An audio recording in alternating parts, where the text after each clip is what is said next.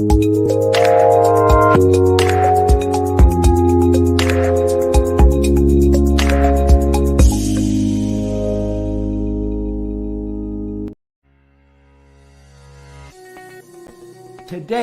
can be the turning point in your life by making a simple decision. Fundamental questions of navigation. Where am I? Where am I going? And how do I get there from here? I invite the leaders of our planet to ask themselves these three questions before they make any crucial decisions. But if you don't make decisions, you're going to stay right where you are. We are all map makers. We are in a time of transition.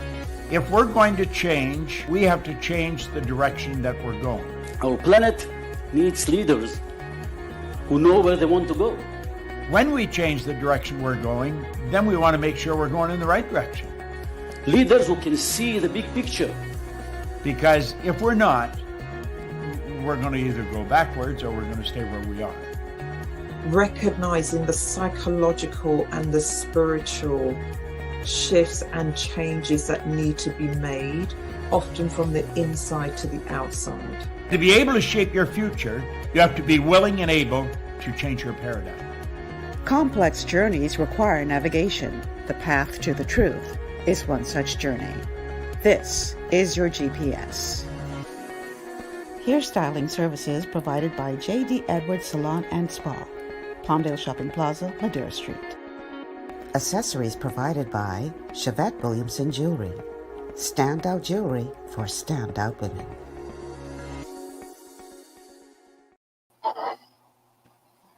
Good afternoon, everyone, and welcome to GPS, Global Paradigm Shift on Global 99.5 FM. I am your host, Michelle Malcolm, and as always, it's a pleasure to be in your company today. Thank you so much for tuning in and making GPS a part of your afternoon routine. So today my guests and I are going to be talking about new developments within the economy and obviously the political landscape and how that translates as it relates to our nation's economy. Questions are being raised concerning the viability of digital entrepreneurship, crowdfunding, and tokenization, following what appears to be the possible closure of the only Bahamian crowdfunding platform in the country, ARawakX. So how will this impact the economy in light of the new agenda in Parliament and the very necessary shift now in the Grand Bahama political landscape? That's what we're going to be talking about on the show today. The telephone numbers to call, 3260271, 3260271, 3260272, 3260272. The WhatsApp line for messages and calls is 8010271. That's 242-8010271. We're streaming live on Facebook on the official Michelle Malcolm and Global 99.5 FM pages. Also streaming live to our YouTube channels and on Cable Bahamas channel 974. You can also download the Global 99.5 FM app to your smart device and check us out there. And of course, there's radio 99.5 on the FM dial here in New Providence. Huge welcome to all of you tuned in here in New Providence. Those of you tuned in from Grand Bahama, around the family islands, and a huge welcome to all of you who are tuned in from outside the country. So my guest today is C. Allen Johnson. And C. Allen, welcome to the show. Thank you once again. Now, you know, C. Allen is based in Grand Bahama and very much has his finger on the pulse about what is happening on that island, which once again is very much the center of attention, C. Allen. Yeah, we should be every day, but I'm sorry for a tragic moment that they now look towards us when they should be looking for us more for rebirth as opposed to a death. Yeah. So we heard about this situation with ARawakX. I think it was last week when that information emerged um, about the possible shutdown of ARawakX, which caught a lot of people off guard because from the outside looking in, it appeared to be that this was a wonderful thing for the economy of the Bahamas, the ability to empower the everyday Bahamian. For those of you who don't know, ARawakX is a crowdfunding platform where ordinary Bahamians can go and purchase part ownership shares in various companies that made themselves available through the platform. Um, and this was a means by which these companies were able to raise funds to further advance and develop their businesses. It's called crowdfunding. And a lot of people were very, very excited over the prospect of having a viable crowdfunding source here in the Bahamas, platform here in the Bahamas, by which the ordinary man and woman could become co-owners of various businesses. And then this news came out about crowdfunding ARawakX platform being under investigation uh, with a view to the relevant authorities shutting it down. And a lot of people were up in arms over this. They're like, wait, what? And a lot of people are already skittish concerning anything to do with digitization, tokenization, crowdfunding, that kind of thing, because of the whole FTX saga. And so when this news came out, it raised a lot of eyebrows. What, from where you sit, Yalan, did you understand has happened here? And how is that going to impact our economy going forward when Bahamians are already wary about embracing these new technologies? What are your thoughts about what happened with ARawakX? Well, I'm disappointed in what is happening with ARawakX, because I expected ARawakX being the first entrant into the digital, we call it digital assets marketplace, localized, and offering crowdfunding. Now, I'm going to come back later to explain the significant difference between the tokenization that happens, the digital assets with FTX, fractionalization, crowdfunding, etc.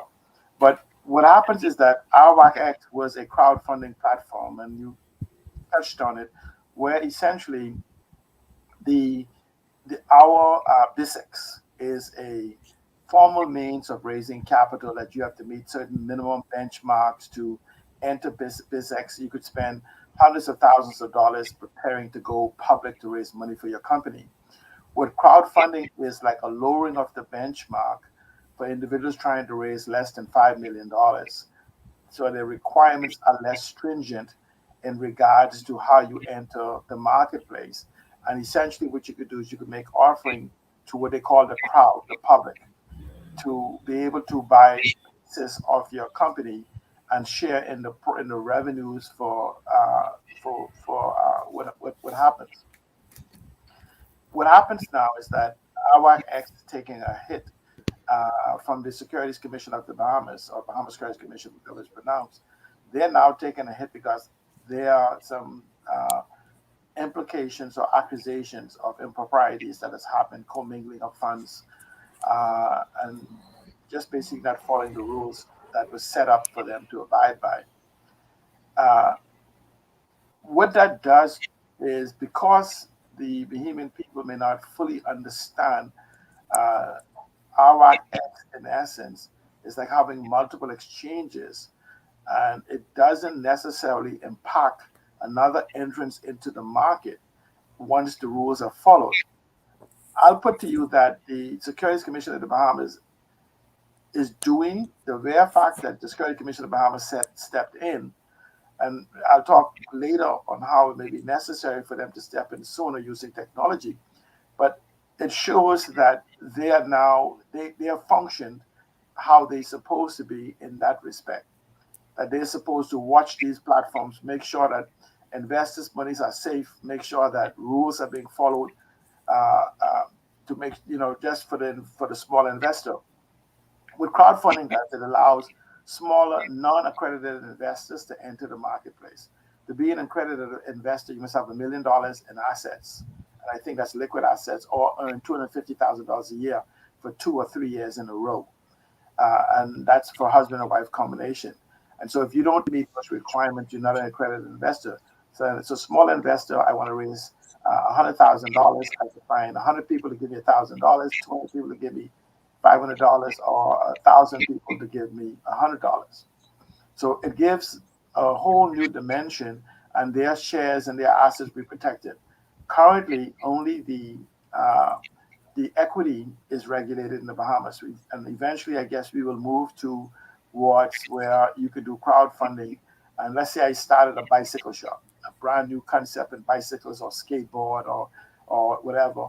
Individuals could invest in my company for receiving one of those items at a discount or whatever for supporting the development and of it. But the start where we had equity, and you had gyro, tropical gyro, you had the foot care, Dr. Daniel Johnson, and you had the funding of the Red Lobster with the company that was headed by Mr. Chris Mortimer, who's now deceased. Those were successful funding. The concerns now was the Security Commission stepped in based on the allegations made to make sure they're following the rules, and they now have the ability to protect whatever assets has been pledged. Let me explain to you exactly what happens. When you go to a platform such as ARawakX, a crowdfunding platform, they act as the intermediary between the investor and the crowd, the people who want to invest.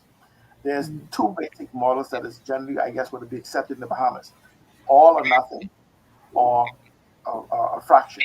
All or nothing means if I go to the platform and I want to raise $100,000, I would set in my rules for raising this $100,000 that if I don't raise the $100,000, anyone who would have invested or put down their deposits would get 100% refund of their money. A fractional or partial investment where I say I'm trying to raise $100,000, and if I hit a threshold of 70,000 or more, I will get the $70,000, and I will continue doing what I'm doing, and I would then have been considered successfully funded also. So those are the two choices that you have in entering it. But what crowdfunding does is opens the doorway initially within the Bahamas for individuals to raise capital from individuals other than going to family, friends, credit card, mortgaging their houses or whatever. And so if we don't get to fully understand what the crowdfunding platform is, and the fact that the Security Commission did enter in at the appropriate time, and I guess as we mature into regulatory technology, which they call RegTech, financial technology, which is no, that's fintech, financial technology, with the industry in. We have regulatory technology and supervisory technology, where they could use software to anonymously monitor these platforms and even act even faster and not have to look for errors in reporting or something of that sort, or people tipping them off. We will come to that point, and it will come to that point because the faster we get mature in understanding these platforms, the greater it'll be for others to enter the market. Individuals like me have not entered the market, though I want to enter into the crowdfunding, is because we have an immature market. And the more people enter without the education, you begin to cannibalize each other. Because if you only have a limited amount of businesses that want to enter this platform to raise the capital, we will then begin to compete for a very limited amount of people. But crowdfunding, as it matures, imagine that you have a platform based in the Bahamas that has the ability to raise money in the US and the ability to raise money in Canada. You would have access to millions of people for which you can offer to raise $500,000 $1 million. Like say you want to build a short-term vacation rental, 4 units for $1 million. You would be able to go there and find 1,000 people who would invest $1,000 for a particular return on their investment, as part of the shares of this bed and breakfast or whatever, and you would have the $1 million. Then you would follow the rules. And this is where the Security Commission comes in to make sure that you follow the rules for these investments. And so now Namish won't have to go to the bank for one person. Like you go to the bank for $1 million and you have to put up all these, you have to put on the security, all of these documents. Whereas with the crowd investment, it lowers the bar to such a point where you just have to basically bring some financials, depends on the amount you're raising, an accountant signature or attestation or whatever.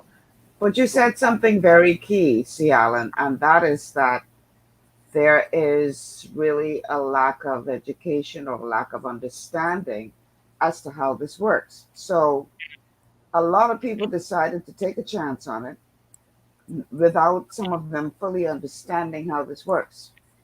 And then the whole FTX thing happened. And all people were hearing from FTX is commingling of funds, commingling of funds, commingling of funds. So even though they may not have understood everything that happened with FTX, they know now that commingling of funds is not a good idea. That's right. So we bring it back home. And now people who entrusted their hard-earned dollars in the ARawakX platform are hearing commingling of funds. And with a lack of full understanding, obviously people now know that that is a red flag. It is. So how will this now, and we're going to go into the response of ARawakX as well, because I think that's an important aspect of this conversation that we cannot ignore. But now that we have what seems to be this back and forth between ARawakX and the Securities Commission, one accusing one of mishandling its business, the other accusing the other one of alleged corruption. Corruption and political interest. And people in the middle who didn't understand this to begin with are now saying, wait a minute now. I take my hard-earned couple of dollars, put in this thing, because you all assured me that my money would be safe, that I would be getting all these returns, and now I'm hearing something else altogether. Now you all got this back and forth between the two entities. What happens to my money? So how is this now going to impact the nation from a perspective of future development, embracing these new technologies? Is this going to set us back even further? It has the potential, and this is where the commission has to get out ahead of this. And the court will ultimately decide what the accusation is being made concerning ARawakX and against the commission and what the commission is saying. But it will not change the commission, because the accusation is being made against individuals for certain behavior. But it doesn't change the rules by which crowdfunding, tokenization, and any digital assets is governed. Again, the accusation is that these individuals is colluding or doing something else. So the question then becomes, if you move these individuals and replace them with other individuals, will the system work as intended? Yes, it will. And so now, if there is a method, if supposedly, I'm not saying there is, right? It says that there's some adjustments have to be made. This is why I consider this a good thing, because if some adjustments now have to be made, this is a good time for us to have discussion concerning even proper disclosure and how interaction with the Securities Commission and companies in the space has to happen. Now, I want people to understand that conversation between ARawakX and the commission. What the commission has to do now is continue its move towards finding out the information as to whether or not those individuals who did not have their funds dispersed to a successful campaign, and other campaigns that may have failed, did they get their refunds? And if they did not, why not? Because so far we knew about maybe about five. We knew about three being successful. And I do remember there was the YMAX, the what is it? It was a virtual offering for downtown or something of that sort, and a dark kitchen type environment was also offered, and maybe something else. Those individuals that pledged to fund those things because they were not successful, were they refunded in the appropriate time? Those are questions that those has to be answered, because essentially the crowdfunding platform is a standalone entity, just like a bank is, just like some other exchange. And it is basically a centralized exchange. And the only similarities in this instance, because you can have, is the fact that FTX was a centralized exchange, and this is another form of a centralized exchange, but they act in two total different functions. This crowdfunding platform is a direct intermediary between an investor and those that want to invest, as opposed to people as FTX on another crypto exchange was offering the sales of various different things. Some people call commodities, some people call cryptocurrencies, multitude of these different things and multitude of services and etc. This is more a very simplified. I want to invest. I want you to invest in my company. I need somebody who has been licensed to make sure that both of us say who we are, KYC, and my documents that I am promising checks out, so that it can be presented to you who wants to invest in me. And that is what this is. There are some rules for which the exchange must have money in escrow, not be commingled with the money that's raised to be distributed. Is not to be commingled with the revenue from the company, because the company charges you to be on its platform. Some preparation fee, maybe some business development fee, whatever that is, and helping you get ready to be on their platform. So that revenue is the company's revenue. But when income start coming in from these people who have an interest in investing in these companies, those are supposed to be put in escrow until the requirements of all or nothing is met, or whatever threshold setup is met. And those funds, within 3 days, I think, is to be transferred to the company if they're successful.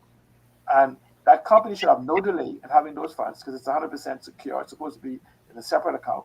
Or the investors, if the company is not successful, should automatically instantly get a reversal of whatever method they paid out to them.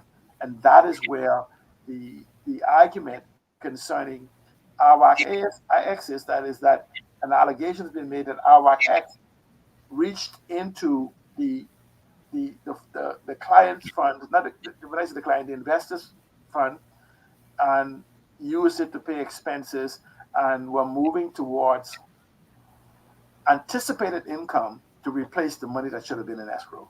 That's the allegation. And if that has happened, then the Bahama Security Commission is within their right of the rule to seize the company, just like they did FTX, and any one of these things that falls under their jurisdiction, to protect the interests of those investors. And so they also would move to seize any assets, same way any assets or anything of our asset, to help recover those funds, and any excess beyond those funds that should have been in escrow would then be returned to the company, or the winding down of the company. And if the company doesn't have any assets to cover it, but essentially, even if the company has enough assets to cover those individual losses, the fact that they violate the rules gives the Securities Commission the right to wind them up. The Security Commission, they have to show cause as to why they should not be. The Security Commission is simply following the rules, and they would have to show cause as to why they should not be winded up. And so the Security Commission seemed to be acting according to the rules if you remove the allegations concerning conflict of interest with the Honor Security Commission that has been made by ARawakX.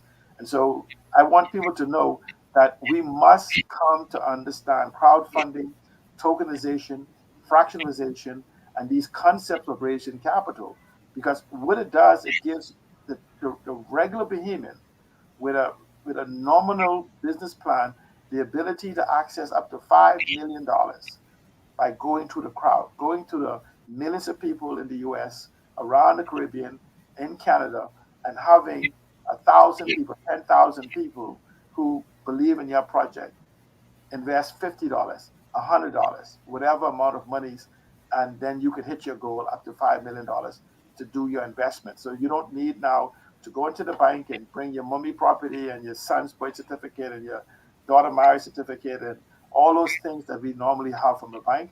This gives you, this is literally a virtual copy, would you say, a high school, I don't want to use to make it like a thing, but an unsophisticated platform as the same as being as BizX is available for other companies. But now you just limit it. If you want $5 million or more, if you want $5 million, you have to go to BizX. If you want under $5 million, you can go to any licensed exchange under the crowdfunding rules, licensed crowdfunding exchange in the Bahamas. I anticipate there'll be others. I knew that Carlisle Bethel had started a process for his real estate crowdfunding platform. Mr. Matt Sweeting had spoke about doing one, and I have one in consideration also, just that each of us different ways along the road to being licensed, because we can't operate as an exchange like ARawakX has until we actually meet all of the requirements of the Securities Commission. And so that's why you may not seeing others in the marketplace, but that doesn't mean there's not others like myself who's moving towards entering that marketplace. So I want people to understand that the confidence is there, and and believe it or not, yesterday I had a wonderful opportunity to listen to a presentation by former Justice Neville Adderley, who is the chairman of the Securities Commission, on crowdfunding. And he answered a lot of questions, and I got to find out where the commission was in the benchmark. He did a presentation to the Grand Bahama Chamber of Commerce. And so he gave a presentation, but observation of those in the room, and this is the business people, we have quite a bit of education to break down exactly what crowdfunding is. Now, that responsibility does not lie with the Securities Commission exclusively. It lies with them. Individuals like myself who intend to enter the marketplace also has to help people understand the marketplace, as well as government must take a proactive role in educating people to the various different methodology of raising capital to fund projects in the marketplace. And let me just touch other point. Like tokenization is another method that is very similar to crowdfunding, and even fractionalization is another similar method. And so we have to begin to have conversations so we can set rules on how these functions in the Bahamas. Because understand is that in the same way we are targeting Bahamians, for a company like myself that wants to move and begin to make these offers in the United States, I have to separately meet their rules, which will be the SEC or the FTC, FTCC, or whatever it is in the US, as well as the CSA in Canada. I have to meet those separate rules to be able to give those individuals who I'm targeting the confidence that I'm following the rules. And so, literally speaking, if we get this right, more so in the next year, we can actually have billions of dollars pour into this country. And all right,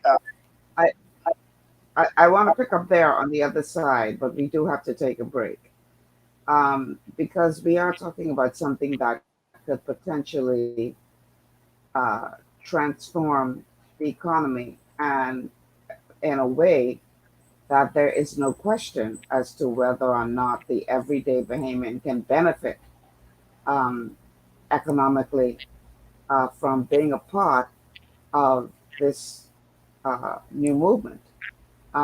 So you don't have to wait for a system to be set up. You don't have to wait for the establishment of a sovereign wealth fund and all these other things we're talking about in the carbon quest.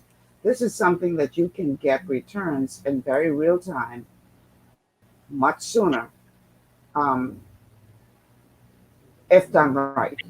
And so the impact on the economy can be tremendous, but if done right, and that's the ticket right there. So let's take a break. When we come back, we're going to break this down even further. Stay with us. This is GPS. We'll be back after these words from our sponsors.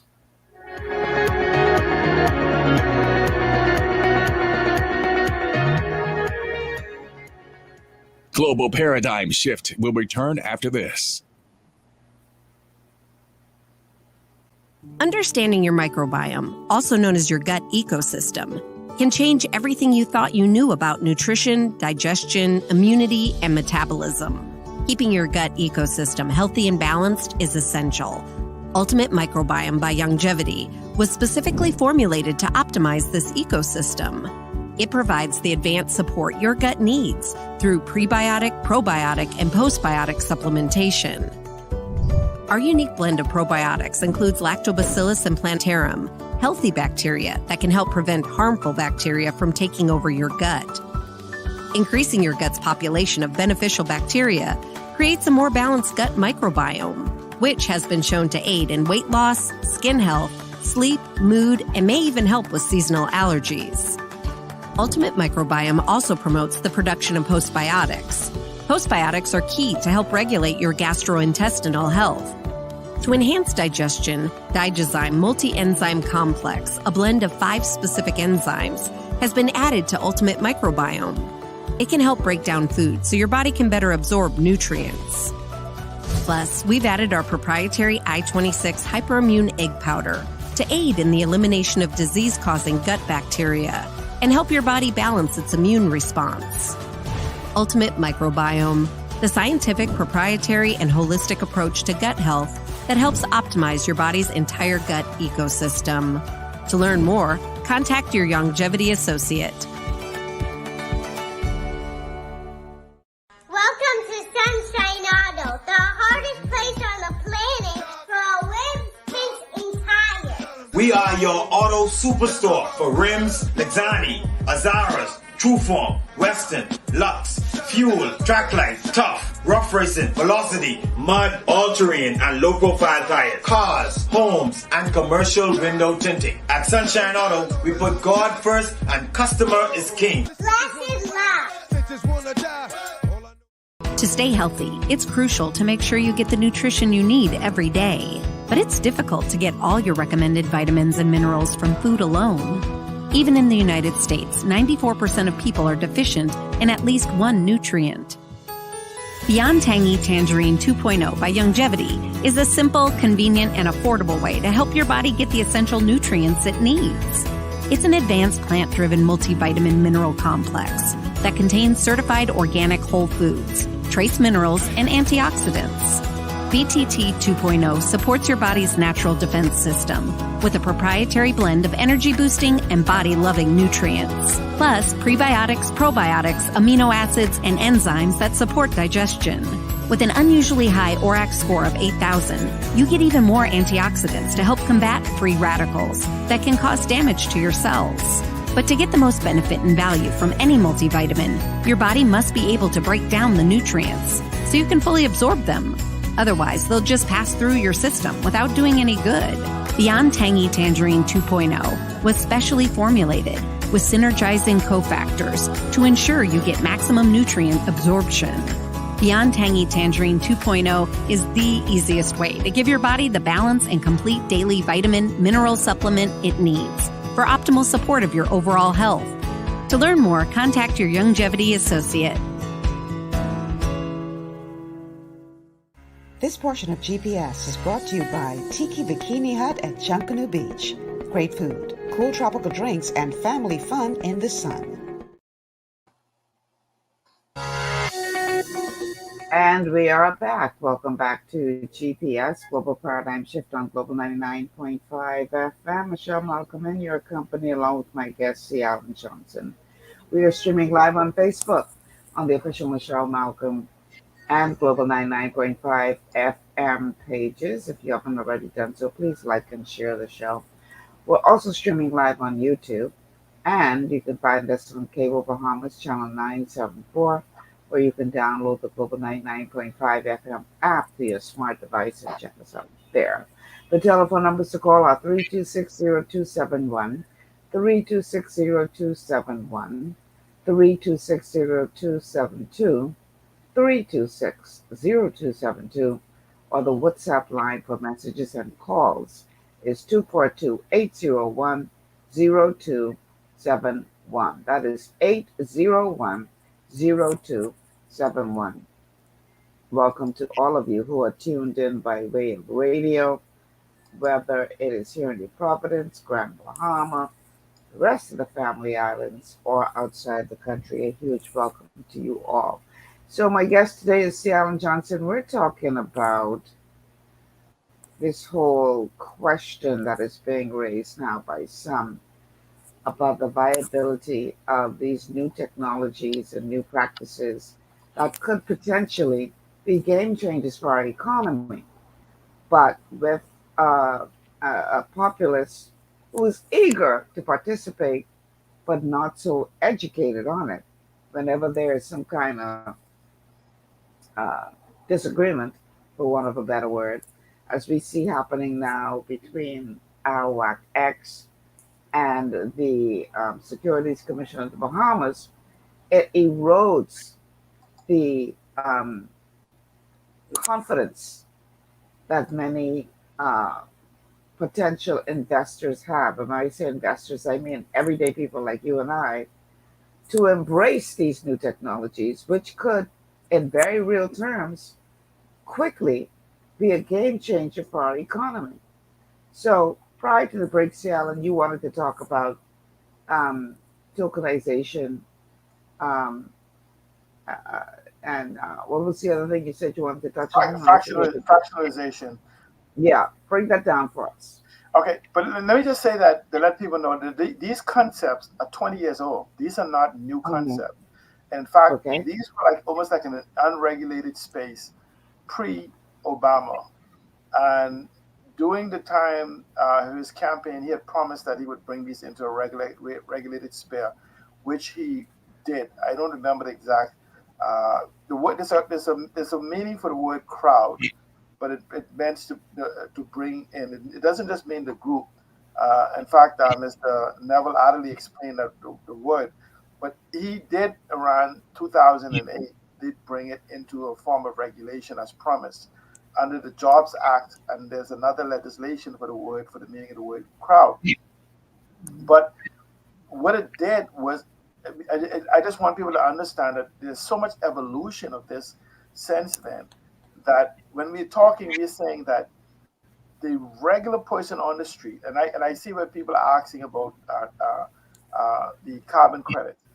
I want to do a separate show on how carbon credits ties into tokenization, crowdfunding, as well as how individuals can actually become involved in the carbon economy, the climate economy, green, blue, ocean, and aquamarine economy. I don't want the arguments of what carbon credits is to permeate the show today. This is not right. It's two different topics. Yeah. Right. That's something that could go on these platforms, but you will not understand how the carbon credits and how you could be actually involved beyond what we've been screaming about the sovereign wealth fund, because individuals could be involved in these trillion-dollar industries if they understand these platforms, because this is how you will be able to enter the platform on your own rather than saying government is going to give you some handout. So let's focus today on understanding how these platforms work.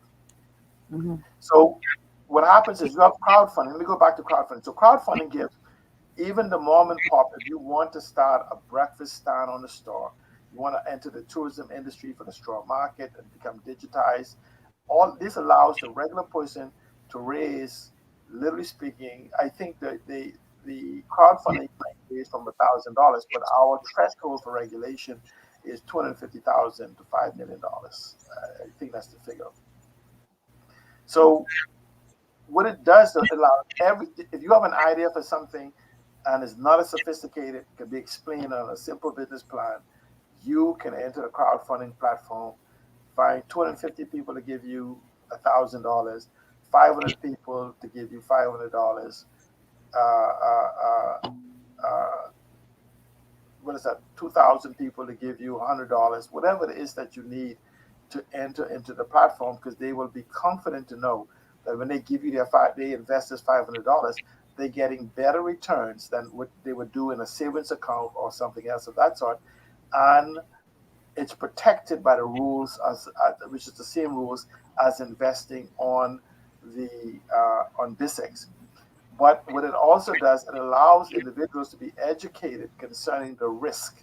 So it mitigates the risk of scammers just coming up with some ideas, because the platform would have been vetted by the Securities Commission of the Bahamas, and if the crowdfunding platform also followed the rules, they would have vetted the investors as well as the company that's seeking the investments. So that gives you these levels of security that you're not meeting some guy under the tree who's selling you on this good idea, and he starts a business that doesn't do what he says he will do. So just imagine that you have an idea that you need $250,000 or $100,000, whatever the amount, $500,000 up to $5 million, and now you just need to be able to articulate. Like, I guess you'll see people see these things where they do these pitch.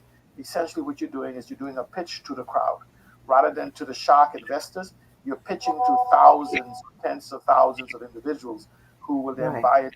Says, I like that idea, and Tropical Gyro is one of those where he pitched to the Bahamian people. They said, look, I want to be part of this company. I'm going to be eating there. I'll be contributing my money to there, growing my investments, making sure that the company catches on. The same thing with Dr. Danny Johnson. He explained to the people the need to enter the marketplace for these foot care, and everybody knows somebody with something. So people say, oh, yeah, there's going to be a whole bunch of people who need his services. I want to be in the part of his company. I want to share in the profits of that company. Everybody says, oh, we know what Red Lobster is. We're going to go there. We know that Red Lobster is going to run. Red Lobster is going to make some money. Instead of me just sit buying, I want to own some shares. So every time I break open a lobster, or somebody break open a lobster, I get some profit. And it's simple as that. C. Allen Johnson has this idea for this technology company, and everybody going to be digitizing. So I want to invest in C. Allen Company. So when he makes these $1 billion, he has to share some of that with me. And that's about as simple as it is. Now, when you now come to a concept called fractionalization, and just let me add to this. In case people don't know, you can crowdfund a mortgage. You know how you go to the bank, and you go to the bank and you need to give up all these money, these deposits and everything to the bank. You can actually schedule a crowdfunding and raise the $200,000 to $300,000 you need for the mortgage. Just show them how your home to generate the revenue. Maybe incorporate a brand new bill with a short-term rental or something, which then brings us to this whole concept of fractionalization. Fractionalization is almost exactly identical to crowdfunding. It's just that the steps, I'm not going to try to we can do a separate show on each one of these concepts, because there's about 5 different concepts. I'm going to talk just for crowdfunding, fractionalization, and tokenization today. But it's like you have $100, and you want to break this into 100 pieces. And what fractionalization does, it allows you now to break something into a fixed amount of pieces and sell shared equity in it, shared ownership in it. So unlike with crowdfunding, where you invest in the company and the company is going to try to sell things to make a profit, with fractionalization, let's say we want to buy a house or an apartment complex, fourplex for rental. It's $500,000. We could simply say 500 of us are each we're going to divide this into a fractional of 500, and 500 of us are going to put $1,000, and the property act as collateral. in this fractionalization. This is real, what they call real world assets. So unlike when you say the company could fail, the business slow down, and nobody eats, or various different things, you are now in a fractionalization environment. You are investing in real world, is backed by real world assets. So what you're You saying to me then, hold on. What you're saying to me then is that because a lot of people right now, with the economy being what it is, have been struggling to make payments on their mortgages, etc. So you're saying if they have the ability to say turn a portion of their home into an Airbnb, for instance, um, yeah. they could then look towards crowdfunding to try to underwrite the cost of, say, renovations to get that Yes, Airbnb yes. running. Retire, So retire. does it mean then that they are part owner of your house? Yes, you'd move into what's called fractionalization, because see, they could in fractionalization you could have. I can come back for tokenization. How that's going to happen? This is what I'm saying to you. These are all interconnected. With fractionalization, I could look at my house. Let's say I have a house for $250,000, and I simply have room to build another room. I have a Mhm. mortgage that I'm paying 12% on, and there's a lot of people have a heavy mortgages. I could now go and set up a business plan to say, look, this is how I will add to my home or modify my home. This is what I need for that modification, and this is what I need to do to retire that mortgage. Now, let's say I have this $250,000 home. I want to retire that mortgage for $250,000. I need $50,000 to make these modifications to enter this into the short-term rental. I set up a business plan showing how this home, if I get a reduction from my 9% interest, 8% interest, or whatever, to 0% interest per shared equity, or whatever, in the beauty about fractionalization, you can have redemption, whatever rules you have. But let's say you promise them that they would now share, you say, look, I know that we could get $200 a night for these rooms at the level that I'm going to make this apartment, these units, bringing it up to 3-star. There's going to be a demand for it, 70% occupancy over the year because there's an absolute demand. And you do those calculations, and those individuals say, look, I could give my $1,000 to this mortgage, and this is my expected return from under fractionalization.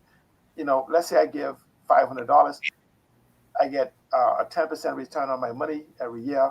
That's $50 a year, or let's say $5 a month, based on the revenue coming in. That is significantly more than I'm getting in the bank.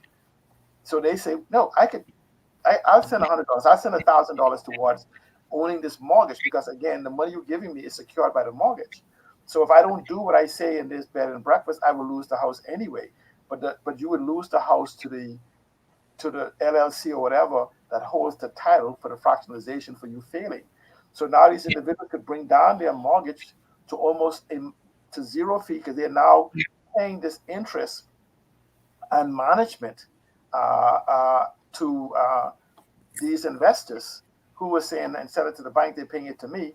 And now they may even getting a better return on their money. Because remember, all you're doing is displacing the bank in fractionalization. Is that you're saying you could go for me. Or see, Alan Johnson wants to build a fourplex to enter the market. I need $1 million to build this fourplex. I convince 1,000 people and show them how this fourplex will run, how it will work, and the property would be put into a special LLC or whatever to hold the title to this property that's controlled by this fractionalization. I'll come back after the break and explain how smart contracts and everything tie into this. But now you will raise 1,000 people that give you the $1,000, and you're now running this bed and breakfast. Because remember now, you take $1 million, build this 4 or 5-star bed and breakfast that people want to have. You're now getting $1,000 a week, $1,500 a week. You would be then sharing revenue with those individuals that each one of you will then will be divided depending on when you declare dividends at the end of the year, every 6 months, whatever. Most likely be at the end of the year. So you have this $1 million property that was rented for $1,500 a week for 40 weeks of that year. You have $60,000. You divide that by the number of investors, and you share that, and you still have the property minus whatever expenses. So now what it does, it just redefines banking as you know it. And then after the break, we'll come back to the tokenization. I will start on that, on how these smart contracts, what they call DAOs, how these smart contracts can actually act as executors. So these are what they call trustless system. Now, I don't want people to think that trustless means you don't trust anybody. It means I don't need to depend on you to execute based on trusting you. I don't need to trust you. I don't need to know you, because the system of fractionalization and tokenization and these DAO, what they call smart contract, automatically execute what's supposed to be done without my. I don't have to say I can't this week and say, but I don't feel like doing this. The smart contract controls that environment, and so once we understand the availability, we need 20,000 rooms on Grand Bahama for our short-term rentals. These outer islands need literally thousands of rooms. I would say the Bahamas need almost as much as $100,000 rooms across the archipelago if we had to reach capacity. So instead of now looking for an investor to come in and build 1,000 rooms, 2,000 rooms, Bahamians can get together with a minimal amount of money, go to the public, raise $1, $2, $3, $4, $5 million, and go build these bed and breakfasts by raising this capital. The individuals that only have $1,000 to invest, $5,000 to invest, $10,000 to invest, they can't singularly build a bed and breakfast.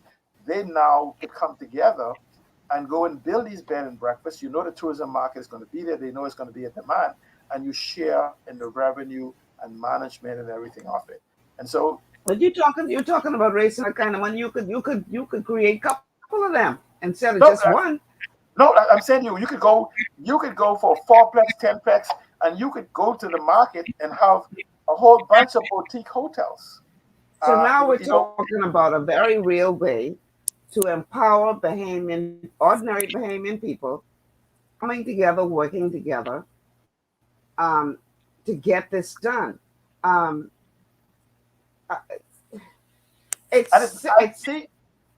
be beginning to talk more about this. This is not as complicated as it may seem. It is simple. Yeah, because I was about to say that it sounds for some to be complicated, but it's not as complicated as people think. No. Now, the question is, if this is possible legally, why ain't nobody saying this? Well, why? Individuals like me have said it for 2 decades. You could go back to Jeffrey Lloyd of 2004, 5, 6, whatever he was on the show, where we talked about this concept. But again, we as a country could see where we are now. Here, this crowdfunding is almost 2 decades old, and we're just beginning to talk about it. So what we need to do is we need to quickly learn about this 2 decades old technology. At the same time, we're talking about the DARE bill, because the DARE bill, these are very similar and overlapping concepts. And so we need to talk about when the DARE bill goes into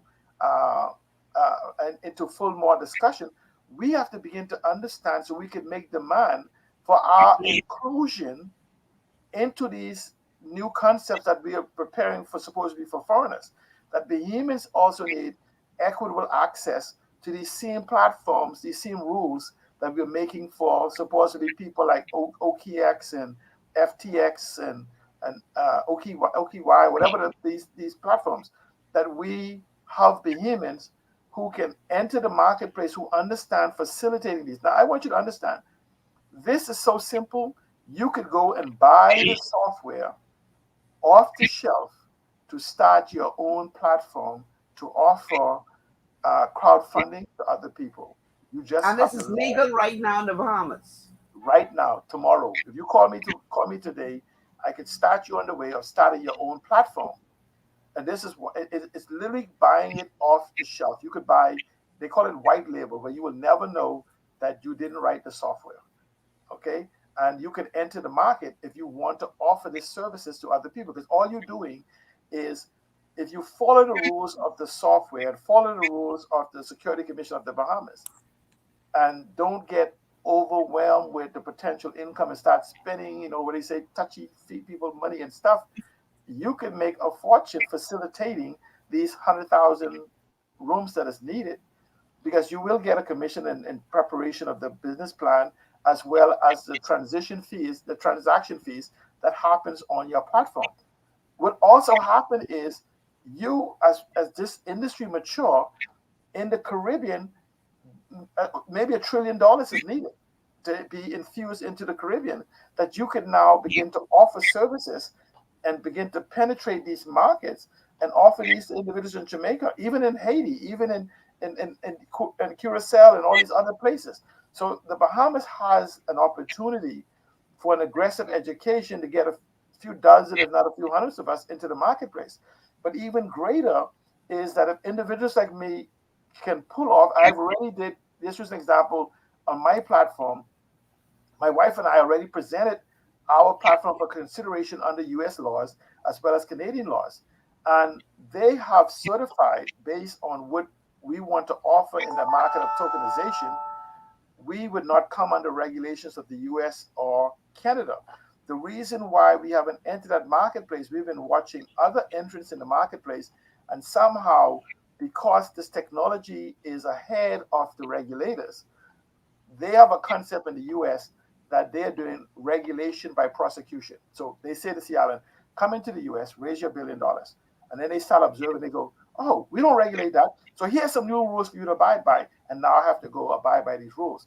And so we're trying to get clarification that, look, here's what we want to do. Here's how we want to do it. It does not meet the requirements by the SEC or by other financial rules. Can you give us an assurance that if we follow exactly as we present this, that you will not come back and set rules in the middle of the game? You know, you're in the middle of a football game or basketball game, and the referee run out there and say, here's the new rules. And so but you know, in this town, that could be a very real possibility, because it seems that when they see Bahamians making money, they got to find a way to get a piece of that pie or tax them or something. They can't be satisfied with Bahamians being about it. No, but here's the beauty about this.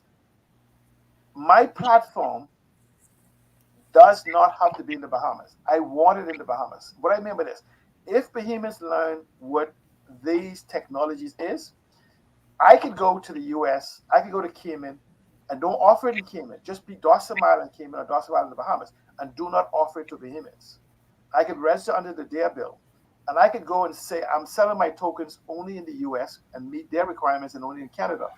And now I want to build this bed and breakfast. I could go and raise $1 million, $2 million, and come into the Bahamas and build out on my own, because I have a platform, and then separately others use the platform to invest, my friends, my family, my cousins, whatever else. And I've raised the millions of dollars for them, and they begin to build the bread and breakfast, the bed and breakfasts.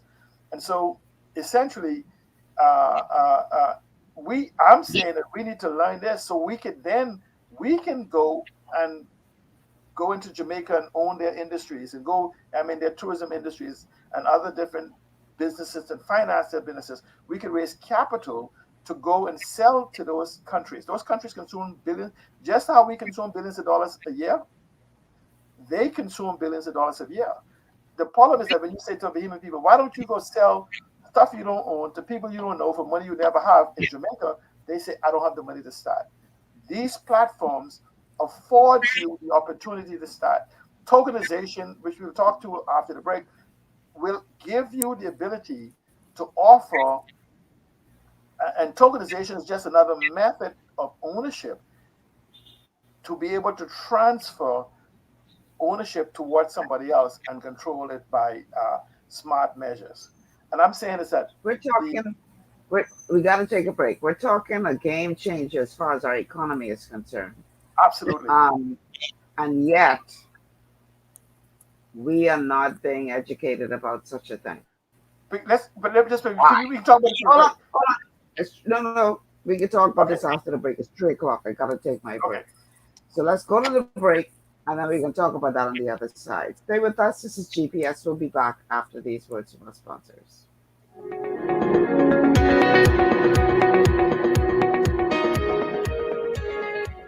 Global Paradigm Shift will return after this. Your body's immune system is under constant pressure from things like stress, lack of exercise, and toxins in the environment. It's crucial to be proactive and support your immune system with the nutrients it needs to function effectively. But it's often hard to get these nutrients from food alone. Introducing fast-acting Zinc Plus Immune Support by Longevity.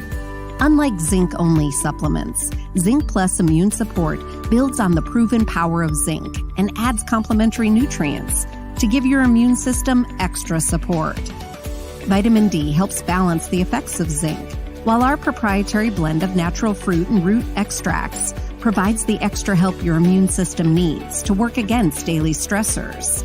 And we've included Longevity's exclusive plant-derived minerals to give your body the minerals it needs but can't get from food alone. And because Zinc Plus Immune Support is delivered in a great-tasting sugar-free berry-flavored lozenge, it encourages quicker absorption of all these nutrients into your body. Zinc Plus Immune Support. Zinc plus the extra support your body needs to promote a healthy immune system. To learn more, contact your Longevity associate. Welcome to Sunshine Auto, the hardest place on the planet for rims, paints, and tires. We are your auto superstore for rims, Lexani, Azaras, Trueform, Western, Lux, Fuel, Tracklight, Tough, Rough Racing, Velocity, Mud, All-Terrain, and low-profile tires. Cars, homes, and commercial window tinting. At Sunshine Auto, we put God first and customer is king. Blessed love. It's gotten harder and harder to get your daily requirement of vital nutrients from food alone. Without additional vitamin and nutrient support, your health and well-being can suffer drastically. That's why Z-Radical was specifically formulated. It combines a blend of antioxidant-rich vitamins, minerals, and botanicals with the protective powers of fucoidan to help fill the gaps from lack of nutrients in your foods. The core of Z-Radical is fucoidan, a naturally occurring polysaccharide that helps stimulate immune reaction, protecting you against inflammation and oxidative stress. We harvest this powerful mineral-rich nutrient from brown seaweed, harvested only from the world's most pristine ocean waters to ensure the purest quality. It's then extracted using cold process technology to ensure maximum levels of bioavailability. Then we add essential vitamins that help to protect your cardiovascular and nervous systems and are crucial for optimal immune and neurological function. Z-Radical also includes a proprietary blend of delicious antioxidant-rich fruits and berries. This great-tasting combination helps your body combat free radical imbalances that can contribute to a variety of degenerative conditions like arthritis and heart disease. Z-Radical. Experience the power of fucoidan with antioxidant-rich berries, 8 essential vitamins, and more to provide you with potent health benefits. To learn more, contact your Longevity associate.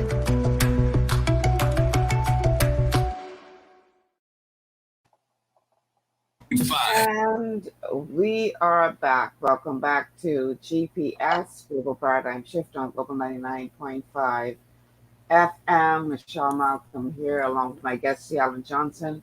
Numbers to call, 3260271, 3260271, 3260272, 3260272. The WhatsApp line for messages and calls is 8010271. That's area code 242-8010271. We're streaming live on Facebook on the official Michelle Malcolm and Global 99.5 FM Facebook pages. Please like and share the show if you haven't already done so. Also streaming live on our YouTube channels. And you can catch us on Cable Bahamas 974. You can also download the Global 99.5 FM app to your smart device and listen or watch us there. So we are on radio as well. Please welcome to all of you tuned in by way of radio. 99.5 FM on the dial here in Providence. What's the numbers in the radio numbers in Grand Bahama, Alan? What is the? Are you frozen? Can you hear me? My video may be frozen. Yeah, the video is frozen, but I can hear you. Yeah, I don't know the radio station in I'm in Freeport because this is an issue with my processing power. I'm looking right now that it says that I have 100. We just lost C. Alan Johnson. Okay, hopefully he will be able to reconnect with us as soon as possible. In the meantime, I'm going to go to some of your comments.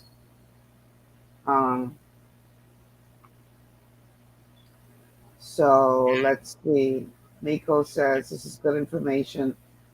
That's all needed to learn if you want to start a business and don't have means to do it on their own. Group enterprises. Um, Elwood says it's a little confusing right now, but I understand though. Miko says the contracts are a reflection of power and organization.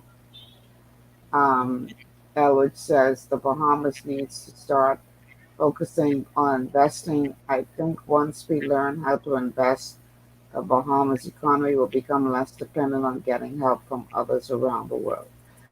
Well, here's the thing, and I'm hoping that Seattle can reconnect quickly.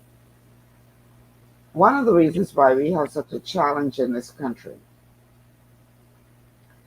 is because I just could say we got a bunch of shallow people. We have a bunch of shallow people.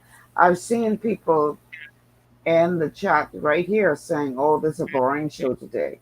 They ain't gonna take the time to listen and try to learn something to truly empower themselves.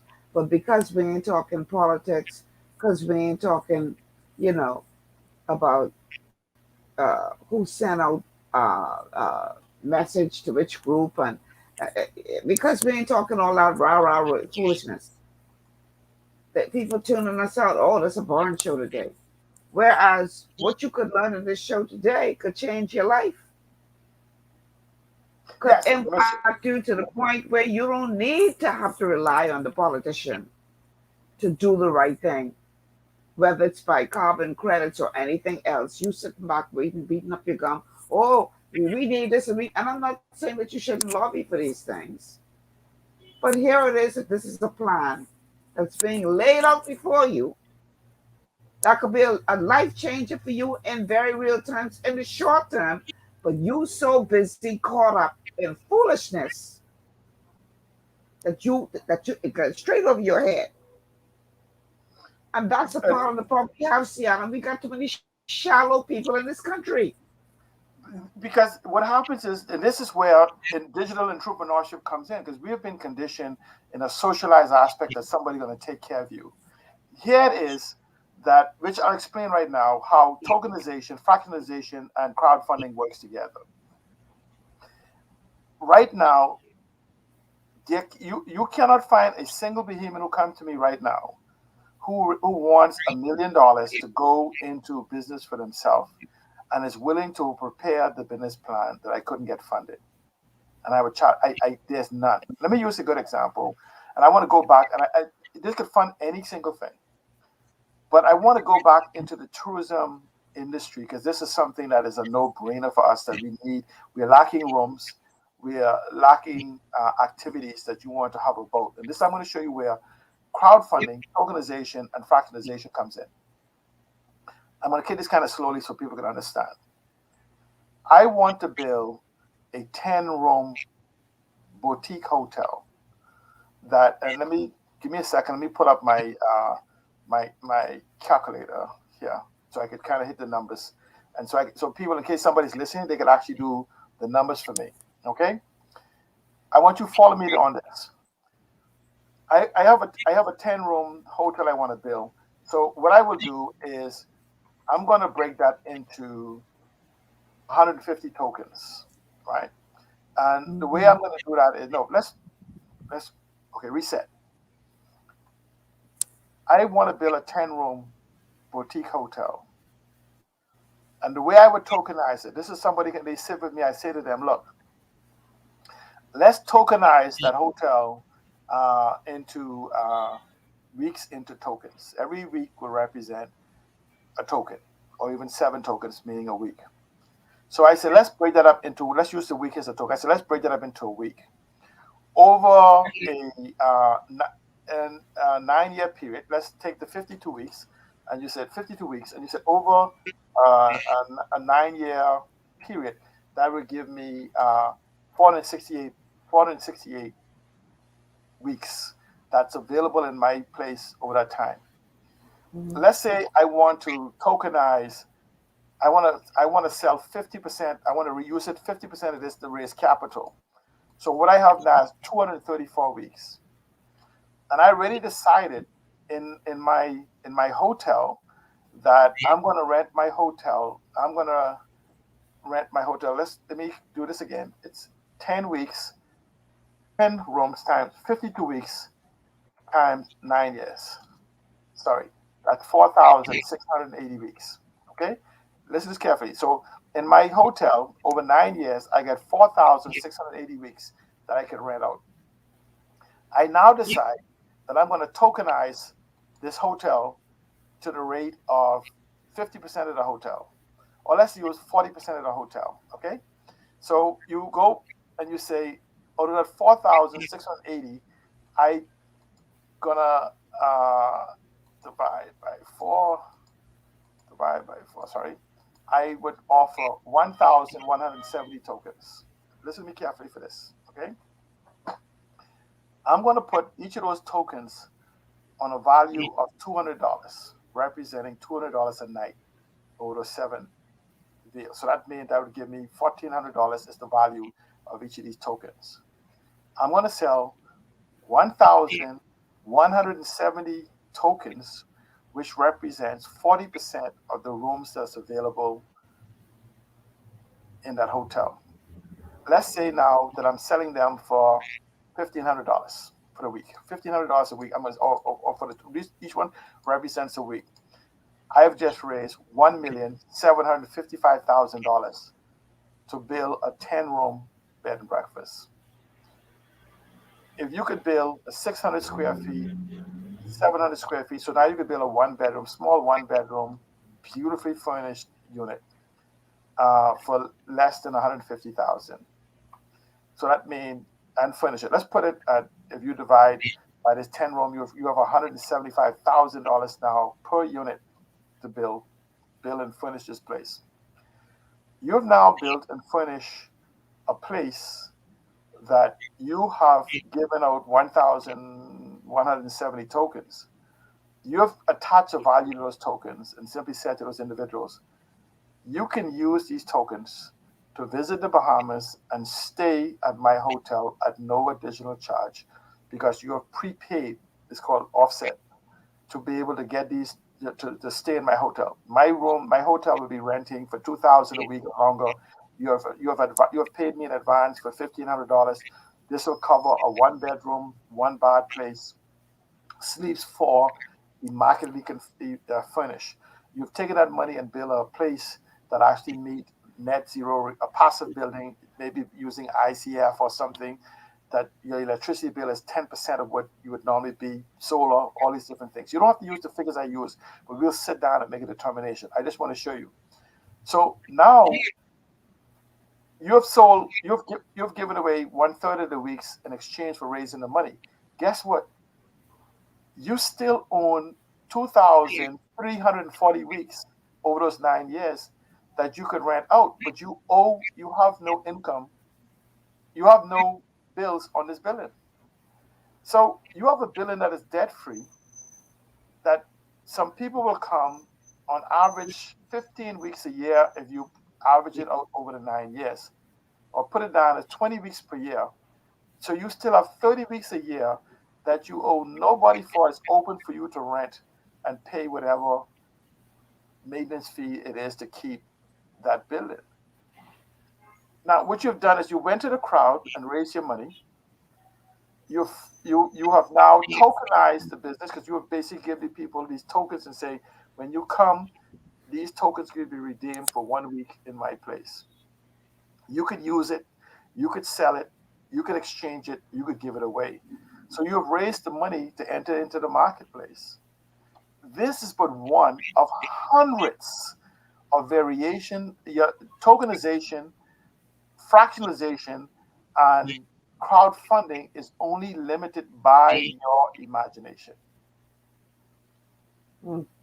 Following the rules.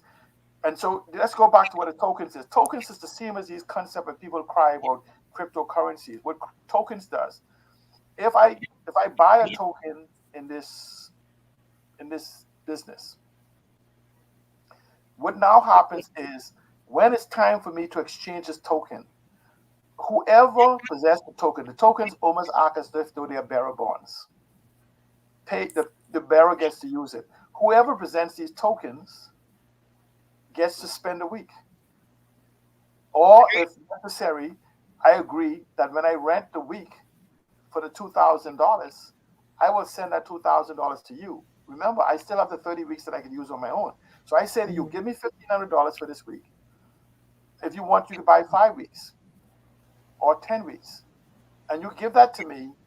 And when the billing will be fractionalized, and the billing itself will act as the collateral. And when I rent this week that belongs to you, I would send you $2,000 for what I rented it for, rather than the $1,500 you invest. So you've made a return, 25% return, or 30% return on your money. And so there's so much it's so much unlimited, and these are all controlled by tokens. So now what happens is, when you're holding the token. See, Alan is having some serious challenges with his internet. He just fell off the game. Okay, I want to read a message that's coming in from one of our WhatsApp viewers. It says, this show is beautiful because I want to build my villas on the Family Islands, and this sounds like my breakthrough.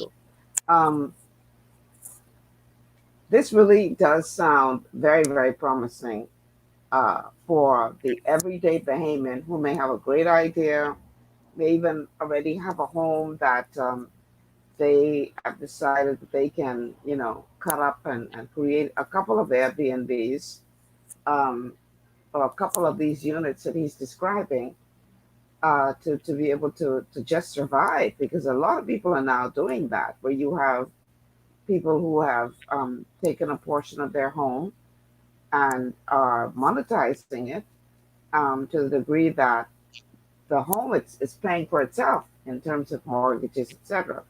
And the thing is that, you have to get to the place where you understand that it is better to own a piece of a big pie than own all of nothing. I will repeat that because Seattle is back on now. Seattle, I'm saying that the concept here, what people need to understand is, it is better for you to own a piece of a big pie than for you to own the whole of nothing. Absolutely. This is what tokenization, fractionalization, crowdfunding get to do. The scenario I said to you is, give up 40% of your hotel for 100% financing. Listen to very carefully. I've given up 40% of the hotel for 100% of what it costs to build and furnish the hotel. I have done nothing but the preparatory fees and have the platform supervise the build out of this hotel, and the hotel act as collateral until I pay back the people. Now you have a hotel with no mortgage, that you only have to pay the people back when you rent a room. You rent the room because you build a super nice place for their investment, and you rent the room for above, let's say they invested $1,000 or $1,200, let's say $1,500, and your room, because of the quality you build, could get $2,000 a week on it. Whenever you rent a room on a building that you owe nothing for, you buy back a token. And the next week you rent another room, you buy back another token. Then the next week you pay the bills. Then the week after you buy another token, and you keep buying them back. And when you own 100% of the tokens that you sold 40% of, you own the hotel debt-free. And the only thing you did was made a preparation to go onto the platform to raise the capital. And what the Bahamas does, the location in the Bahamas, gives you an ideal situation, because you are in a market that the government is marketing, and everybody knows the Bahamas is the paradise, sunshine, sea, and service. So you don't even have to spend any money on marketing. Your place. I'm saying to you, and so I'm saying to you, we have an opportunity to make thousands of millionaires over the next coming years in these new digital economies that we hear our MPs talk about, and that's what we've been doing for 2 decades. And we have to stop talking. And this is why, let me insert this here. When we start talking about what happens next on Grand Bahama, and I like the fact, understand this, not Obadiah was a very close friend of mine. Anybody knows our relationship knows that he was for years, going back to my family for decades. I'm sorry about his death. I am grieving in respect to our friendship. But his death may have opened the door to a conversation of making millionaires in an industry that he, ministerial position, he sharpened his teeth on. Hospitality, tourism and hospitality. We have a need.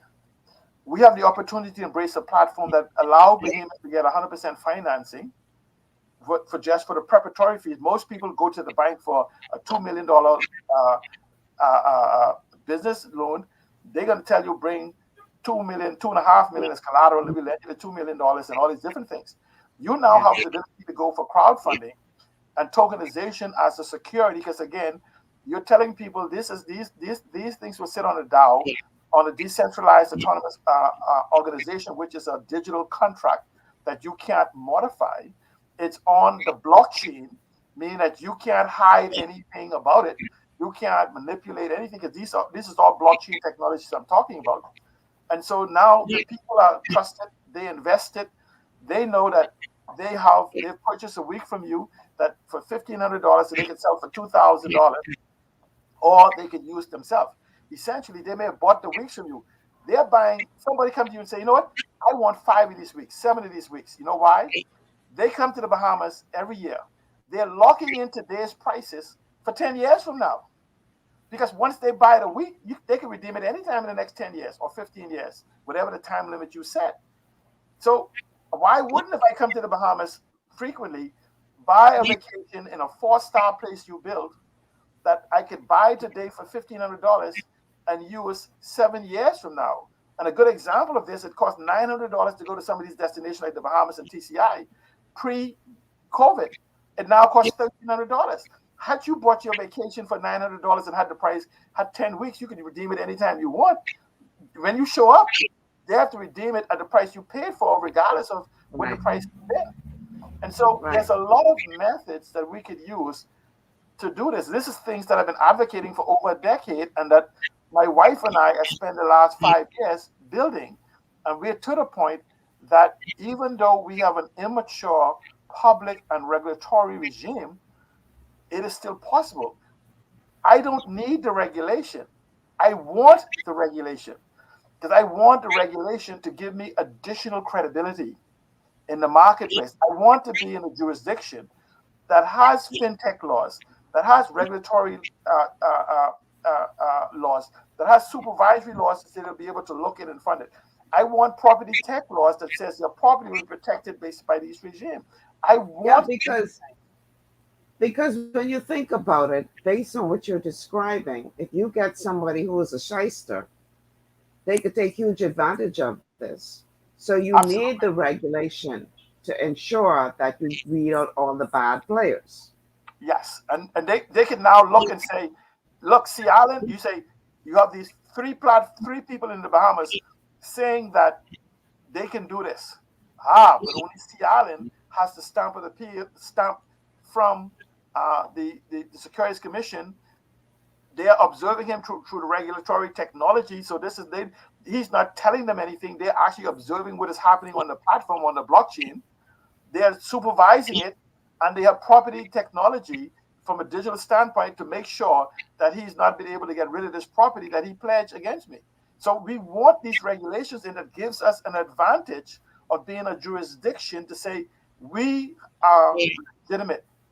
And so this is why when you hear me make arguments against the DARE bill saying it's improperly done, it is being not prepared to build for tomorrow, but as a response to trying to get activity today. And I'm saying to you is that the crowdfunding platform is a beginning, but we must come to understand this. And when we talk about, right, going back speaking about where Mr. Obadiah Wilshcombe, debt may have opened a door, and I want to stick to the tourism and hospitality industry, because the platform my wife and I developed is called Hospitality as a Subscription and Tourism as a Service. You want to open up a restaurant in the Bahamas. All you need now is put down your business plan together, go to the crowdfunding platform, make sure it's on the blockchain, tokenized and fractionalized, and raise the $1 million that you want to open that restaurant. Raise the $1 million that you want to open that tour company. Raise the $2 million that you need, that you want to open up that tour boat, that boat to take people on trips of fishing or whatever else. This opens a multi-billion-dollar opportunity. And so when we talk about the needs of Grand Bahama, I'm saying that the next candidates has to be able to show that they have the ability to advocate for things like this, because Grand Bahama is the jump-off point for these things to happen, because infrastructurally we're prepared. These are the conversations that I want to see happen. And believe it or not, I already have candidates that are speaking to me, potential candidates, because none of them are being checked by their political parties, that are speaking to me already in regards to 2025 and 2026, who are now considering this accelerated opportunity to be able to present themselves. Because the individuals of West End and Bimini has been developed, but not to the inclusion of ownership. West End proper, we call it the whole Western area because it covers 8 Mile Rock and ever, have been excluded from the economy. We have an opportunity. We have to take a break. I see some people making some comments in what's in our Facebook chat. Why are people? Let's take this break, and then we're going to answer a couple of questions of these people who I think our people are just so used to only having one kind of conversation, that you come to them with something other than what is popular of the day.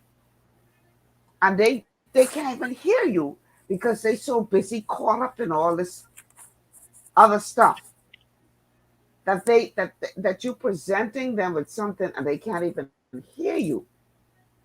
And that is sad. And our politicians know this and take advantage of this and advantage of us as a collective because they know. So let's take this break. When we come back, we're going to talk more about this on the other side. Stay with us. We'll be back in a moment.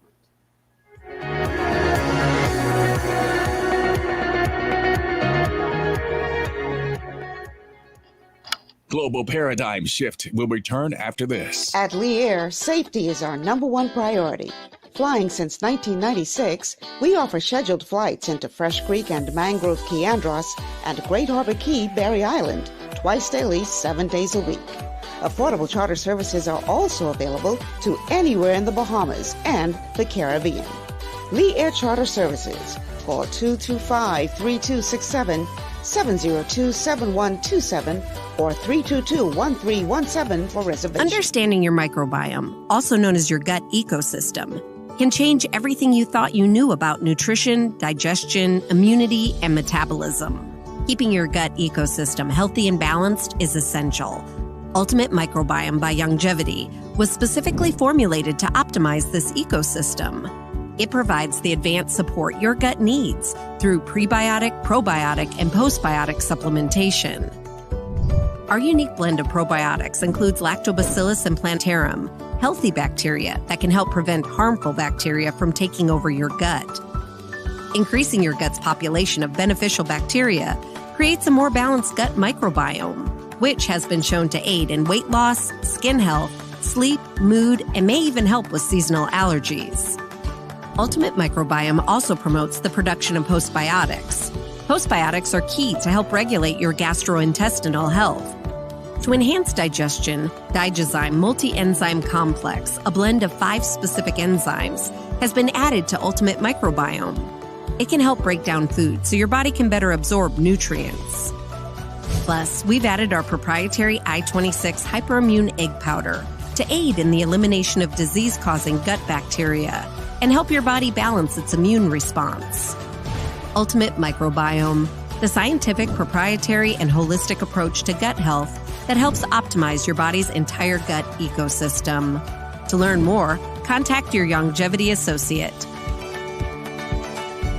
For all your building needs, it's Carib Construction and Project Management on Gladstone Road. We build it all: schools, homes, hotels, and more, including structures requiring a Phase 3 electrical contractor. We also provide project management services. The first step towards your dream building begins at Carib Construction and Project Management. Call us at 376-1556 or 341-4466. One of the things I love about the mailboat is their relationship with Bahamas Air. I can earn travel points on my international freight and redeem them when I fly. For me, online shopping is easy, with mailboat to U.S. addresses and regular freight delivery to Nassau. Plus, I can always prepay customs and freight, and they always notify me when my package arrives. Yeah, a lot of people think the mailboat is just for shipping, but they also offer a safe and secure storage facility at affordable rates, all in a central, convenient location. We also offer passenger service into Freeport multiple times per week with a seating capacity of over 450 persons. With family movies on large screens, one hot meal included, and on-board lounge for snacks and soft drinks.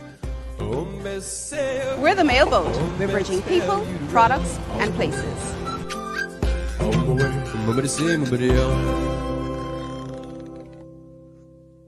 Executive Printers is your one-stop shop for all your branding and customization needs. Letterheads, envelopes, business cards, invoices, share and gift certificates, rubber stamps, vouchers, funeral programs, brochures, flyers, banners, and promotional items like mugs, water bottles, mouse pads, and key rings, all with personable service and great quality. No project is too small or too large. For great turnaround and competitive pricing, make an executive decision. Call us at 393-5011.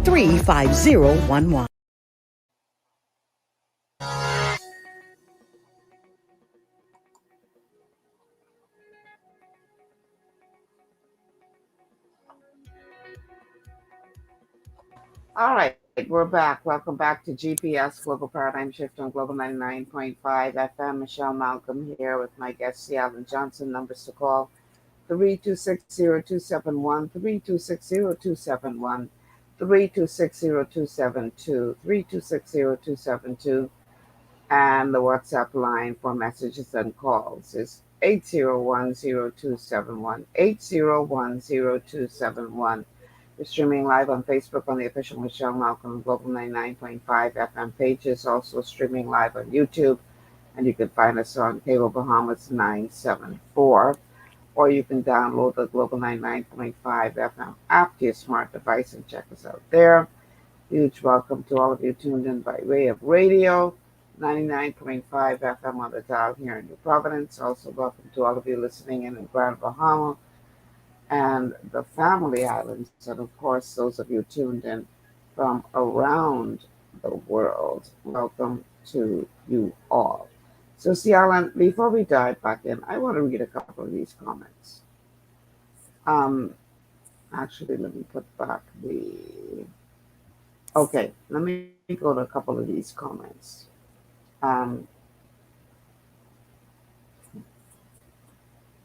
This one says... let's see. This one says, Bahamian people are drowning in minimum wage and being taxed to death that they could barely breathe to think outside the box, like what C. Allen is saying. What do make plenty sense, which I believe is possible. Same person says, raise the money from ASU drawers, suck my teeth. Then they say the Bahamian people need to be empowered now. Darren, I wonder if you've been listening to this show from the beginning. Because if you have been listening to this show from the beginning, then you would understand how this plan that C. Allen is laying out does exactly that. It empowers you now. I see. Go ahead. these people with these natural resources and things, right? And I say to them, I challenge you to find one credible person in the financial industry who deals with securities, who deals in the blockchain market, who deals in commodities, who will go on the record and say what has been said could happen in the Bahamas can happen. If there's any leadership who says these can happen, in the time they said it could happen, by now, they should have been able to bring credible international people and others who will go on the record. Not their word against a conspiracy theorist. There has to be somewhere in the Bahamas, somewhere in the Caribbean, somewhere in the world, individuals that is doing this, not in what you're saying in your happenstance. If you want to say Norway is doing it, bring one of those individuals from Norway to say simply, look, we need you to be able to authenticate my plan for this action to happen. Because they're only talking it. Present a plan. Because you're talking about all commodities and things being on the blockchain. I'm talking about the blockchain. How else are you going to prevent corruption unless it's on something like the blockchain? See, so it's like you want something, but you disconnect from the reality of how to obtain it. You want to sit around and say, hope, pray, and wish, where no one can authenticate the way you say it can happen. It can happen, but not the way it's being said. But I'm saying to you right now, just apply thought. And you could make your $1 million right now. I just want you to imagine that you have a hotel. You have something where you have 35 weeks a year of a hotel that's debt-free that you could rent for $1,500 a week. But you're saying, I want my $100,000. I don't want to do anything. And I'm saying to you, you have a hotel that can last for 50 years, 30 years, whatever you maintain it. That's totally debt-free that you could rent. In 9 years, you owe nobody on it. The people would have used up their weeks. You got 52 weeks a year. It's yours. You got a 10-room hotel, $1,000 a week, $1,500 a week for the room. That's $15,000 a week for the rest of your life. And you're saying you want to wait for somebody to give you $100,000 a year. Now, that's an idiot. Okay? That's an idiot to say, I'm going to pass up. No, thank you, C. Allen. You're requiring me to think. You're requiring me to write down that I'm capable and competent of running a 10-room hotel room that needs to be cleaned once a week. No, C. Allen. I'd much rather wait because somebody told me that I don't have to do nothing. And they'll give me $100,000 a year. It's garbage. Let me read another comment. This one is coming in from Perlin. And Perlin, I too hope that you tuned in late, which is why you're asking this question. Because if you didn't tune in late and you've been hearing everything we've been talking about, then clearly you didn't understand what we've been talking about. So I'm hoping that the case with you is that you tuned in late and you just need to go back and listen to the whole show. Perlin says, this is what I'm saying. We have Crown land. Give us our title so that we, the Bahamian people, can at least take it to the bank for an exchange for money. Most Bahamian people don't have no money. So clearly, Perlin ain't been listening to the show from the beginning. Let me answer, see, because these crown lines, see, these are these garbage, these so-called leaders are preaching these people. Listen to me. When you take a loan to the bank, it's called a pimp prostitute arrangements. You get $1 million, you must now pay $10,000 a month while you bill. Okay? So before you even bill, you already owe the bank more than you borrowed. So I've given you the crown land, and one person who bought all of your crown land, because 90% of you will fail, will now own the crown land. First of all, when did you own some crown land? Crown land is owned by all of us as a collective. You don't have a right to no individual piece of no crown land. That's what government have fooled you. But let me give you a number. I want you to pause for a second. I want Bahamians to show you. Let me show you why. Let me show you what tokenization and fractionalization does right now for crown land. Now, those of you who are stuck on stupid, and then for those of you who basically have a little bit of sense, okay? We have 3 million acres of crown land. I want you to pause for a minute. I want to talk about 100,000 of it. The 300 million, not to you individually. I want you to follow me on this. I take 100,000 acres of crown land. I tokenize it, and I try to raise $50,000. I'm doing a calculator. I try to raise $50,000 tokenization, saying, in the future, you could, if you give me the $50,000 to invest in this acre, this is the return of money you're going to have. I have now 50 people on each acre that gives me $1,000. This is their return. I'm going to build a hotel on this land, right? Let me ask you a question. If I take 100,000 acres of crown land and I raise $50,000 each, remember now, RCI and the rest of them say they're going to make millions of dollars a year on each acre of crown land that they get from government. I'm saying that we're stupid. We're Bahamians. We're stupid. They're going to make $1 million an acre.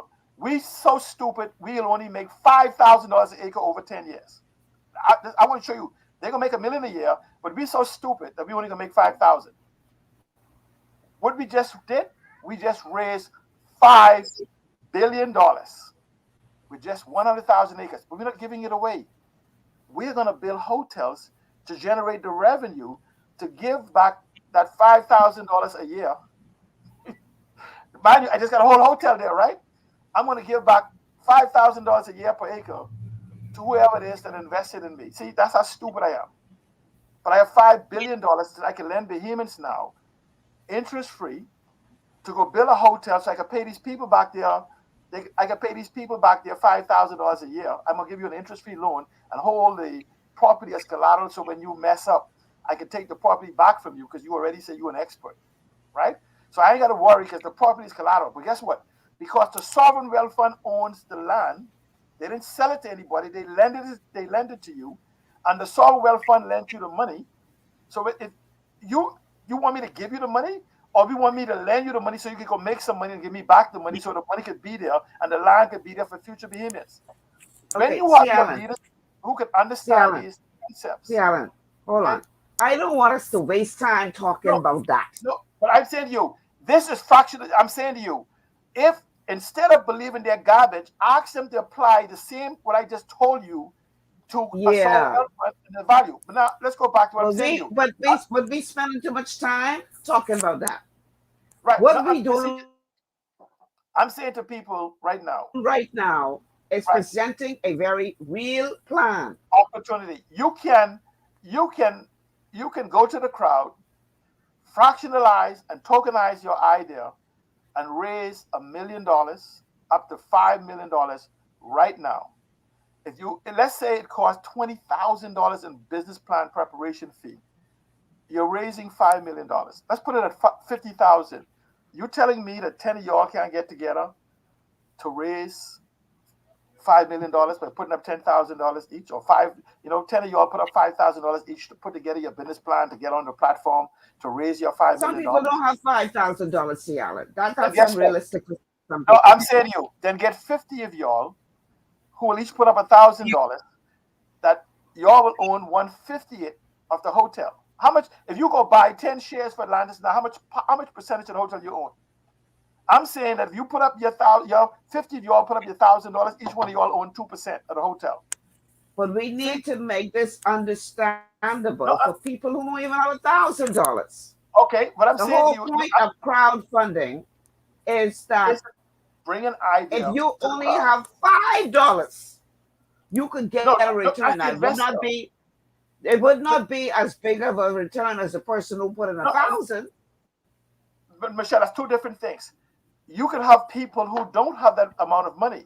See, I want to talk about us owning the platform where people are giving us the money rather than us investing in the platform. Gotcha. I'm saying let's create some platform that stands alone, separate from us, that we can now go on the platform that we created to raise the money to build these bed and breakfasts, to raise the money to fund these boats, to raise the money to fund these hotels, and things that right now tourism are taking.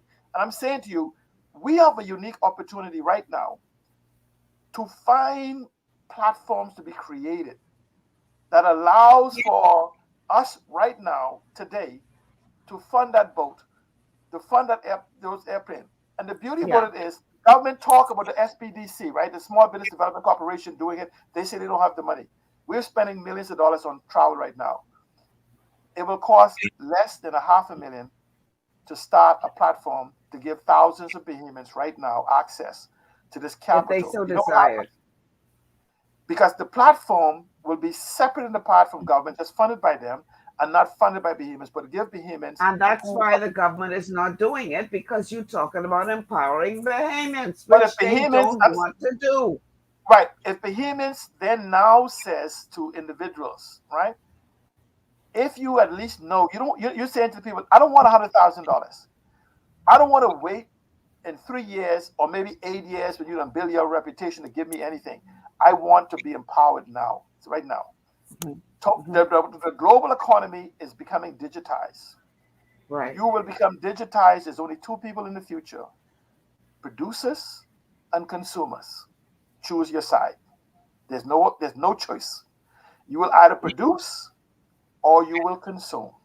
You will go to work and you will own nothing and you'll be happy. Then there's those who will own everything and they'll be happy. I want to encourage everybody who is on this chat who's still talking other things. Go back and watch the show from the beginning, please. Because if you watch it, and the good thing about Facebook is you can watch it again and again and again. So if you don't get it the first time, watch it a second time, watch it a third time, watch it a fourth time, because you're stuck right now on this one message. And see, but I'm saying let's talk to those individuals that wants more. All you have to do is develop your idea. Individuals such as myself, who will have a platform, will help you formulate that idea in such a way that it can go, whether if my platform is not there, it could go on some other platform that'll be launched. That you could own your own home, you could own your own bed and breakfast, you could own your own tour boat, you could own your own restaurant. In fact, you could even own your own aircraft to fly between the islands. Let me just say this, see, Alan. When the idea for Uber first came out, when the idea for Airbnb first came out, there were naysayers who thought, oh, this don't make any sense. This will never work. Nobody's going to take advantage of this. And yet, Airbnb accounts for more heads and beds than any major hotel chain in the world right now. Airbnb is the leading hotel, if you want to call it that, in the world. But Michelle, they don't own one building. No room. They don't own no rooms. They don't own any rooms. cars. No, they don't do any of those. But Michelle, here's what they I have challenge them found to a do. way to empower the everyday person. Which it's is the same exactly concept we're talking about on the show. No, not exactly. Let me say, Michelle, I want people to write down these words: tokenization, $1 trillion economy. I want you to Google this exactly as I say it. Tokenization, $1 trillion economy. Fractionalization, $1 trillion economy. Crowdfunding, $1 trillion economy. Green economy, blue economy, orange economy, ocean economy. All of these are multi-trillion-dollar economy that's just given birth. And every one of those Google results I told you will say by 2030, tokenization will be a multi-trillion-dollar economy. By 2030, fractionalization will be a multi-trillion-dollar economy. These are the Boston Consulting Group, McKinsey Group, BDO, all of these major firms. The companies like BlackRock and all these other major companies are all invested deep into this. While we're talking about cryptocurrency and carbon credits and whatever, these guys are tokenizing, fractionalizing, and crowdfunding to trillions of dollars today. That the ordinary person with rudimentary high school understanding can do the exact same. You ain't got to be a rocket scientist to figure it out. You ain't got to be a genius to figure it out. It's a simple mathematical calculation. It reminds, and again, this is a game changer for the economy. Game changer. This reminds me very much, and I don't think that the technology that we are discussing existed back then, but this reminds me very much of a conversation that I had with Merv Griffin. For those of you who are youngins and don't know who Merv Griffin is, Google him, like y'all like to tell people. But Merv Griffin was one of the original owners of the Paradise Island Hotel that is now known as Atlantis. Merv Griffin was a broadcaster, very popular in the United States, who had attained quite a bit of wealth and decided to invest in things like hotel properties, etc. Merv Griffin is the one who sold the property to Donald Trump. Okay, this is how far back this goes. I was a young reporter, and I had an opportunity to interview Merv Griffin about him acquiring the hotel in Paradise Island. And he said to me, young reporter, very young reporter, he said to me, let me teach you something that you need to take with you for the rest of your life. He said, I'm going to give you this bit of knowledge for free. I said, okay. He says, when it comes to investing and gaining wealth, always use OPM. Yep. I said, what is OPM? Other people money. But Michelle, it's three things they say in that part of that. There's OPM, OPE, and OPI. Other people ideas, other people money, and other people efforts. You don't make wealth working for yourself. You make wealth with other people working for you. OPI, OPE, and OPM. Or your money working for you, or your house working for you, or your whatever you have in your hand working for you, as opposed to you working for it. Right. But this is where the number one, you hear people every day on the radio saying, let me give you this good story, Michelle. Listen to this very carefully. Having worked in the banking industry, I worked with a credit union, that the first digital credit union in the world, that started with $250,000 in 1997 and was sold for $27 million in 2003. One thing I learned is that I hear Bahamians say all the time, banks only lend money for vehicles. And guess what, guys? You actually got something right. What you didn't get right is understanding what a vehicle is. And I want you to listen to this very carefully. An automobile is a vehicle for transportation. A house is a vehicle for home ownership. And a business is a vehicle for wealth. Notice our three lists of vehicles. The problem is when you come into the bank and you say, I want this automobile, I can see it, I can touch it, and I know it acts as a collateral. When you come to me for the house, I can see it, I can touch it, and I know it's a collateral. Do you know what happens? When you don't pay me for that vehicle, I can take you out and put somebody else in it for them to pay me. You don't own the house. The bank owns the house until you pay the mortgage. Right. When you don't pay for that house, I can take you out and put somebody else in. Now let's go to the business. You now come in here with this vehicle that you can't describe to me. I can't see it. You call it a business. And then you say the vehicle is also, if you could describe it, the vehicle is you. So I say, Mr. Johnson, if I lend you this money for this business, how can I take you out in case you don't pay me and put somebody else in? What happens if you go home, let's use the Bahamian vernacular, stop to your sweetheart and give her $50,000 this money, your wife find out and you don't wake up? How do I take you out and put somebody else in? The problem is that you've never been taught how to prepare a vehicle, the business plan for this thing called a vehicle, so that you can go to the bank for financing and they can take you out.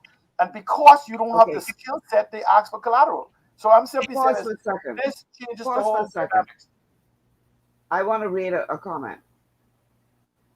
I am not excusing C. Allen in the least. I'm saying, how do we move forward realistically under these two political dinosaurs that have the Bahamas and Bahamians hostage and enslaved? Darren, after watching this whole show, you still asking that question? You clearly didn't get it. The whole point is you don't need them to do this. You don't need none. You don't need no third party. You don't need a third party. You still saying you still talking about PLP and F and M. You ain't get it. You missed the whole point. And the last 2 hours we've been talking. No, because he's locked in and saying Those two don't dinosaurs, need somebody else will them. give it to me. Oh my See, God. Their argument is those two dinosaurs not gonna give it to me. Somebody else gonna give it to me. I'm saying to you is, unless your political party is talking about emancipating you from them, not saying I will be your better master. I'm saying to you, the gate is open. Walk through the gate and emancipate yourself. Digitization does that. When you hear leadership talk about giving you something based on your loyalty to them, you are designated as a sucker. I'm saying to you, technology, and now we talk about emancipation and self-governance. We are saying to you, technology gives you that ability, and it's available today in the Bahamas. And if the FNM, PLP, BCP, DNA, or Coalition of Independence is not speaking the language I just said to you, ignore them all. Because they are inviting you to remain in slavery. And I'm saying to you, Google it. Yes, I want you to do too. Everyone. If you have a political leader that has convinced you of something else, I challenge you to have your political leadership engage me one-to-one so I could call them a liar to their face. Stop. Because people still asking, if we don't have money, where do we start? Please go back and watch the show. It doesn't take money. Bring an idea. Didn't listen to the show from the beginning. Clearly, that was obvious. Michelle, Some of y'all tuning late, and y'all missed the main point of what we've been talking about for the last 2 hours. So my charge to everybody, go back and watch this show. And if you still don't understand, go back and watch it again. Because the whole point of doing this show is to show you don't have to rely on the PLP or the FNM or the DNA or the COI or anybody else to achieve the freedom that you seek. You don't have to wait for them to give you nothing. That's the whole point. Right. Money and money don't make money. Me and you put 10,000 together, we got 20. Only when money is applied to an idea that it multiplies. Develop your ideas, and those with money will seek you out to multiply it. So I'm saying to you, crowdfunding allows you to present your idea to the crowd, to thousands, if not millions of people, who will then give you the money in small doses till you get to the point where you are, for you to execute that idea, and they will share in the profits, where you keep the majority. So the concept of crowdfunding is for you to develop your idea to enter the market, and the threshold for entering the market is so low that you can find or borrow the money. Literally speaking, it costs you $10,000 to raise the money for a duplex or a fourplex bed and breakfast. $10,000. That's less than your closing costs. The other time. I realize some people just ain't gonna never get it. Some people just ain't gonna never get it. This is why they say, if you take all the money in the world from the rich people and spread it equally, and you give everybody the exact amount of money, within 6 months or less, the rich people will be rich again and the poor people will be poor again. Why? They just don't get it because of this mindset.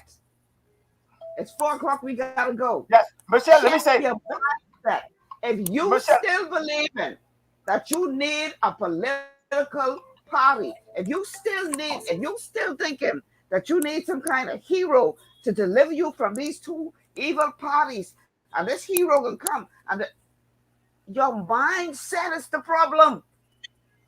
Let me and say the to whole Michelle, to the 2 Security hours Commission. we have done is to help to shake that up and show Michelle, let me say, you don't need none of them to get this done. Let me make an appeal to the Security Commission. We would love for you to come onto the show, or we would love for you to sponsor the show so we could break it down into smaller parts for them to digest what is it you're trying to do to provide a protective environment for all investors. And we'll be happy to have this conversation with you. Security Commission, maybe we could get this to you somehow. Please, let's talk. See, Alan, thank you so much for being here today. And I hope that they will take up the challenge to go watch the show from the beginning and watch it again and watch it again so you could understand what we're trying to tell you. And Google information. I keep telling you, stop looking for another hero. Use the brain what you have. There is a better way. But as long as you're looking for a hero and you think you need some kind of hero or political party to deliver you, God help you. You ain't gonna never get it. Thank you, Michelle. Stop looking for a hero and start to use the brain that God gave you. That's all we've been saying for the last 2 hours. And if you still asking questions, like some of these questions I see in here, right over your head, go watch the show from the beginning. And if you still don't get it, well, then go wait for your money. Okay? We gotta go. Thank you so much. Thank you so much, Alan, for being here today. I really appreciate you. Tomorrow is TGIF Open Line, where we're going to talk about the week that was. Until then, it's 4-2. I did overtime. Gotta go. Thanks so much for tuning in. Take care, everybody.